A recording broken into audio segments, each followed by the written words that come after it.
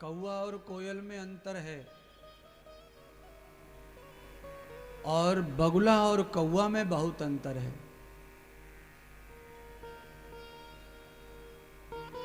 बगुला कैसा होता है? अंदर से काला होता है और बाहर से सफेद होता है।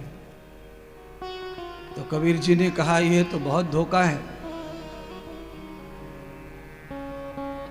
फिर बगुले से अच्छा तो कौवा है, अंदर भी बुरा और बाहर से भी बुरा।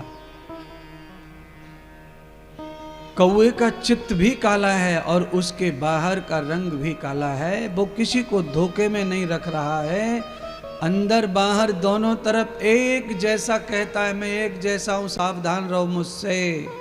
और बगुला आकर्षित करता है बाहर से। भागवत में स्वयं भगवान वृंदावन पहुंचे रास में, तो बगुला भगत से भेंट हुई, बकासुर से।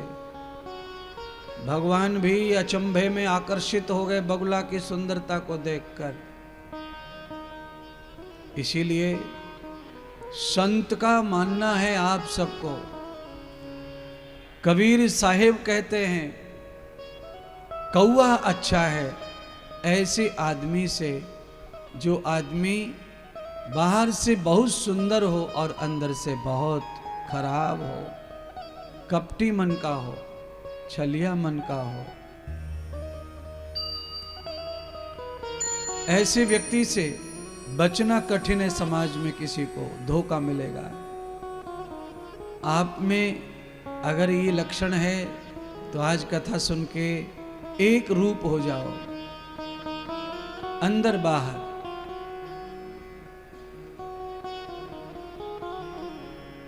दूसरा कवि कहते हैं आपके ललाट में जो लकीर, जो भाग्य की रेखाएं लिख दी हैं लिखने वाले ने, और लिखा आपके कर्म के फल स्वरूप है। लिखने वाला अपने आप हमारे माथे में कुछ नहीं लिखता, हम जो लिखवाते हैं वो लिखता है।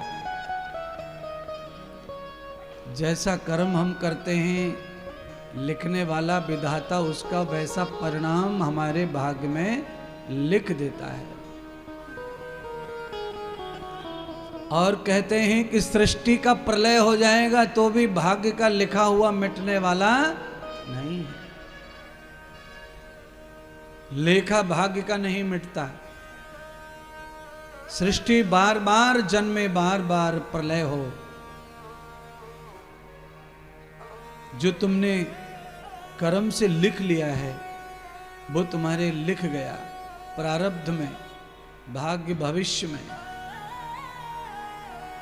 अब बड़ा कोई अपराध पाप हमारी किस्मत में लिखा है जिसका परिणाम बहुत बड़ा कष्ट है, बहुत बड़ा दुख है, बहुत बड़ी तकलीफ है परिणाम स्वरूप।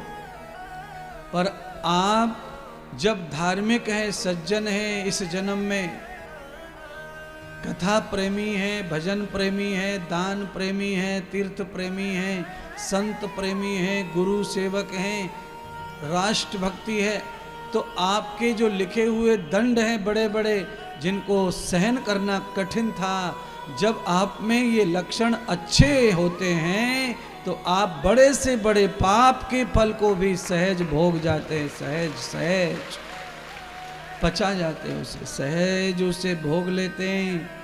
पाप का दंड भी भोग लेते हैं और सुरक्षित भी बने रहते हैं। क्यों? क्योंकि आपके हाथ में धर्म की, पुण्य की, सत्कर्मों की ढाल है। इसीलिए दुश्मन की तलवार तो आपको लगती है पर आपके अंग को नहीं काटती। आपका पुण्य की जो ढाल है वो तलवार को दूर रोक लेती है। इसीलिए माता बहनों बंधुओं, हर पल हर श्वास हमारे पास पुण्य रहना चाहिए।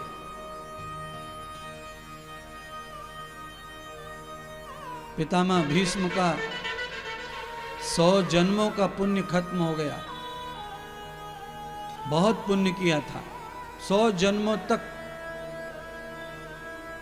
दो मुखे कीड़े को उन्होंने जूते पर लगा के फेंक दिया करील में, कांटों में। 6 महीने में वो कीड़ा मरा। उसकी वजह से भीष्म को बाणों की सैया पर 6 महीने सोना पड़ा और इतने फल को भोगने के लिए 100 जन्म लेने पड़े। 100 जन्म।